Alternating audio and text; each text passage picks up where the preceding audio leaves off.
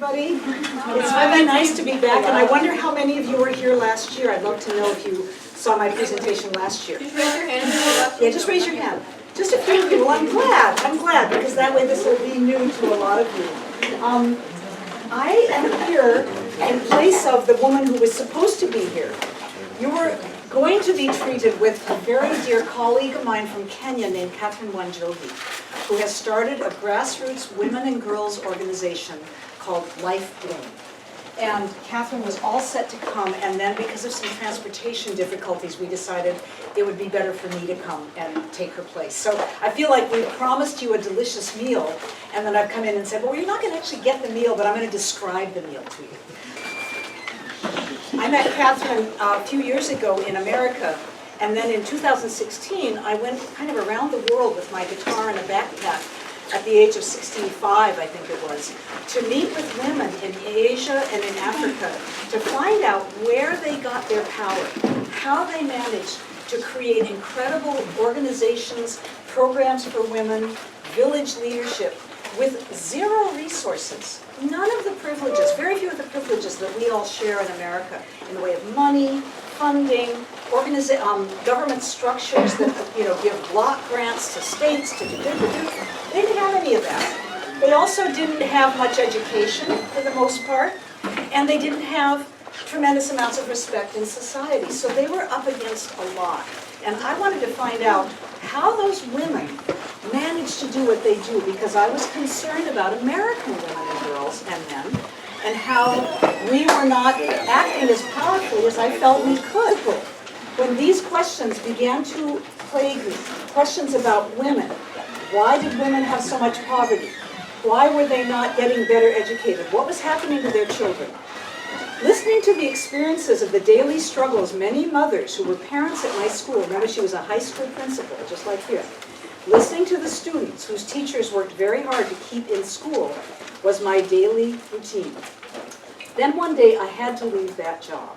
A remark from one person whose daughter we just had to send home because the school fees were not getting paid. And though she let families ride for a few months, but eventually if they just kept not paying, she had to send the girls home. So she did that. The words from the mother when she came in to talk to Catherine about it were this. They echoed in her mind. The single mother said, "Mwalimu, mwalimu," meaning teacher. If you send my child home, she will most probably join me in my work. And I asked, well, what work? And she replied, in the streets. I did not need special skills to understand what she meant. So these are women, what Catherine learned, because in Kenya and in Asia, education is not free. It is not free, even if it's public. There's uniforms, everybody wears uniforms, there's books, you have to pay for your books. So people who are poor, of which there are many, had very limited access to education. So what Catherine learned was that women were going into prostitution to pay for their daughters' education, or their children's education. And that just was such a big wake-up to Catherine that it was like, oh my God, I've got to do something about that. That was in 2001. I didn't send the girl home. Instead, I mobilized the teachers, and we raised enough money to clear her fees. But I did quit my job. And I went out into those streets and brothels in 2003. This is a woman who was raised middle class, lower middle class, but she had an education, she had a degree. She was the youngest principal in her state. And she left that to go out into the streets and into brothels, houses of prostitution, to convince women that there was another way for them and she was going to help them find it. She wondered what the community was doing, what the government was doing. She spoke to many people about why are these women having to go into prostitution for this. So she was very disturbed, and it dawned on her that no one had any answers. So that's when she went out into the brothels. When I was in Kenya and in Nairobi, I was taken to a brothel. I didn't know I was going into a brothel. It's just that I had to go to the bathroom. And I was in a slum with a friend from Life Bloom who was taking me to a meeting of women who were doing something called table banking.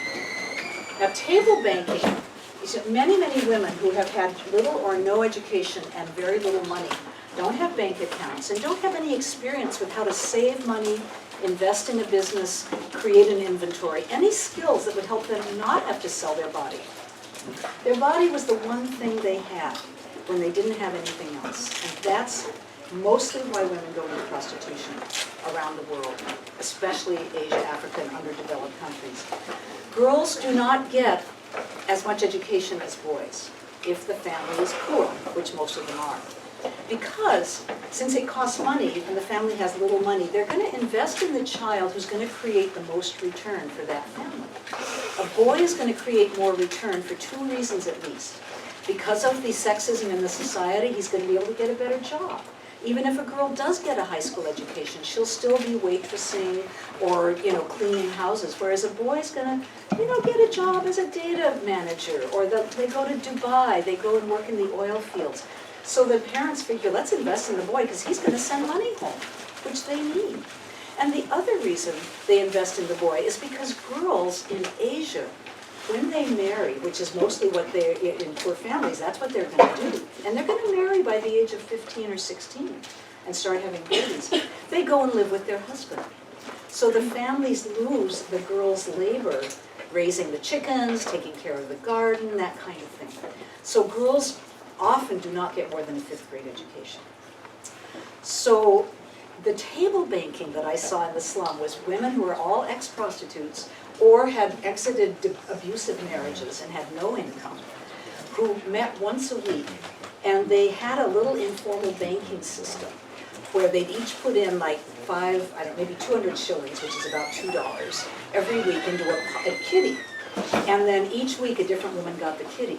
So that gave her maybe 1,000 shillings or $9, $10 to invest in a business. And the kind of businesses women did, and I'll show you pictures in a minute, were things like going to the great big warehouse where Goodwill and thrift stores send all the clothes from America that Americans don't want, and they sell them in third world countries, in developing countries. So the women would go there, buy these things for a few shillings, a few pennies, set up a little market stall, and sell them at a little profit. That's a business. For a woman in Kenya, that is a business. Another business is things like making handbags, and I brought some, I'll show you in a minute. So this is how I got to go into a brothel because I needed to use the bathroom, and what a terribly depressing place. So I think at this point, what I want to do, because I know our time is short, is, that's all right, no, I'm fine, is talk a little bit about Catherine's organization, which she started in about 2003, after counseling probably 20 or 30 women. She found out, I'll tell you one more thing to set you up. She found out that her housekeeper and nanny, she had 5 children, like Catherine, something like that, was sleeping on the job. She was home sleeping, and Catherine said, why are you sleeping so much? You're supposed to be working. And she said, well, I work for you in the day, and then I work at night in the streets. So it turns out Margaret was doing a double shift, and her second shift was prostitution, because that was the only way she could support her children. So that was unacceptable to Catherine, and that's when she started Life Bloom. It was because of Margaret. And Life Bloom became a thing for women to get out of the brothels, get off the streets, get out of abusive marriages, and learn some skills, but also get emotional counseling, support from each other. So let's just take a minute to take a look at some of these, and I'll just tell you a few stories as we go along. And when I want to play a video, I don't know how to do that. We'll do it. Okay, this is some of the Life Bloom women, and this is at someone's home, and they have a table banking group in that home. So we got together. As you can, every picture you see of me, I'll have a guitar in my hand, pretty much, because that's how I communicate. I don't. They speak English of sorts. I speak English. But often in many countries, there was no language common, so guitar and singing was the way we connected. This is Wanjiru, one of the staff of Life Bloom. Most of the staff members, there's usually about 5, many of them are clients. They are women who came into Life Bloom as clients, got the peer support from each other, support from these healing groups they sat in together, told their stories, just like Alcoholics Anonymous, just like abuse survivors groups in this country. Our country knows a lot about sitting in groups and talking and telling your story in a safe place. Not so common in underdeveloped countries. But Wanjiru was a staff member, not an ex-prostitute, but actually has a degree in social work, This building is called their one-stop center, and it's not quite open yet. But when I was there, they were just building it. And this is so they had a place for women to go and stay. Because Life Bloom was so poor, so underfunded. All they had was a little one-room office to do their business out of, so women couldn't come and stay with them. It wasn't a shelter. It was just a place for them to find help. And then the meetings went on in each other's homes. So the one-stop center will allow them to meet and talk together, and I see time is just slipping away, so we're going to just cruise on here. This is a market stalls where women sell products. This is the handbags that they sell. This is Julia, one of the women who had a baby while I was there. She's one of the clients at Life Bloom, and she named her baby after me, which was incredibly moving. So now I'm in relationship with her and her baby, because how could I not be? And I wanted to just say this to you as people who I know your hearts are touched by the suffering that we see, the homelessness we see on the streets, the stories we hear out of the Me Too movement, the stories about gay bashing and trans bashing, and everything is very, very upsetting, and we want to do something, but we don't know what to do. Catherine was so upset. What she did was she just quit her job, and to be honest, she didn't know what she was going to do next. She just knew this wasn't working, and she just left her job and created a void, an emptiness in her life, which takes a lot of risk. And then into that void, over the course of a year, came the Margaret story, and then she remembered the mother and the prostitution story with the student, and it came to her, I'm supposed to be helping women, right? How many of you have been touched in some way by suffering in the world and felt like, I just got to do something, but I don't know what to do? Just raise your hand if you would. Yeah, it's human. It's human. It's what makes us human. So I want you to just understand that Catherine is one example of somebody who just said, I got to do something, I don't know what it is, but I'm going to do it, right? And Julia, I'll go back to Julia. So Julia had her baby, and I want you to just see a minute, if we just run this little video, just a little of the joy in this one. She's 9 months pregnant while she's dancing. Very newly off the streets, just a couple of months. Had alcohol trouble, drug trouble. Have we got speakers? If we don't, it's okay, we'll just move on. I don't think you can see. Okay, that's all right, you can see how she looks. She looks really happy. So we bonded around music, and now she's in the hospital getting ready to have her baby. And these are some of the Life Bloom women, staff, Esther in the purple, and clients. Her, Julia's aunt Pauline is right behind her. Pauline is also an ex-prostitute who has come out of the situation, is doing really well. And there we are singing to her.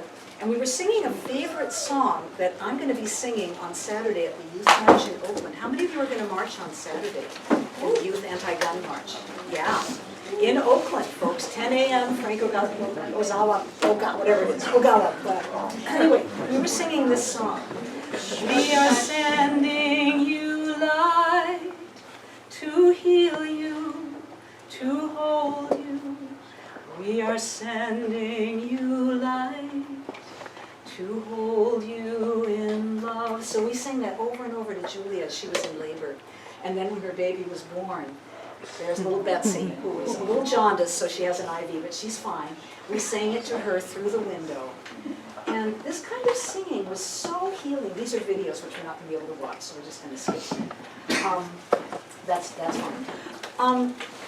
Again, I want to say that one of the things that makes this project special is that it is women helping women who are equal. It's women who just got off the streets, went through a cycle of circles and healing and support and leadership development, and now they're turning around and creating their own circles to help each other. This is a very different model of leadership than kind of what we're used to, which is elections and sort of people who have power and money. We confuse that with leadership because that's who gets elected, is people with power and money for the most part. And I just really want to let you know that there are other ways that leadership rises and is doing the real work of the world, the grassroots work. It is not mostly happening on the government level.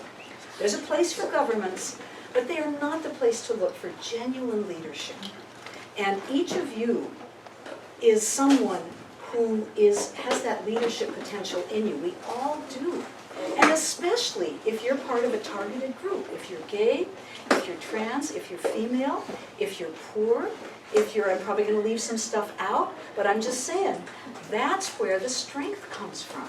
These women are, not these women, these are girls. But anyway, oh my gosh, that one's so fast.